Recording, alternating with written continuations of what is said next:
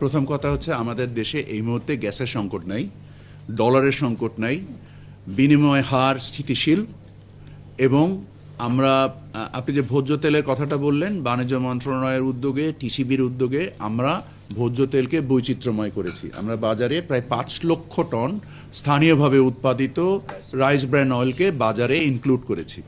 আপনারা দেখেছেন যে সরকার কর্তৃক স্থিরকৃত মূল্যের চেয়েও বাজারে প্রতিযোগিতা আসার ফলে বাজারে পণ্য মূল্যের তেলের দাম কম, পাইকারি মূল্য কম। তো আমরা আশা করি যে বাজারে যত প্রতিযোগিতা বাড়বে আমরা এই ইনক্লুসিভ পলিসির নেওয়ার ফলে প্রতিযোগিতার ভিত্তিতেই বাজার মূল্য স্থির হবে ইনশাল্লাহ। যেরকম মৌলভীবাজারের যারা পাইকারি ব্যবসায়ীর প্রতিনিধিত্ব আছেন ওনারাও বলছেন যে বাজার মূল্য স্থিতিশীল, সরবরাহ কেন্দ্রিক যদি কোনো জটিলতা না থাকে আশা করা যায় যে রমজানে পণ্য মূল্য আরও নামবে ইনশাল্লাহ।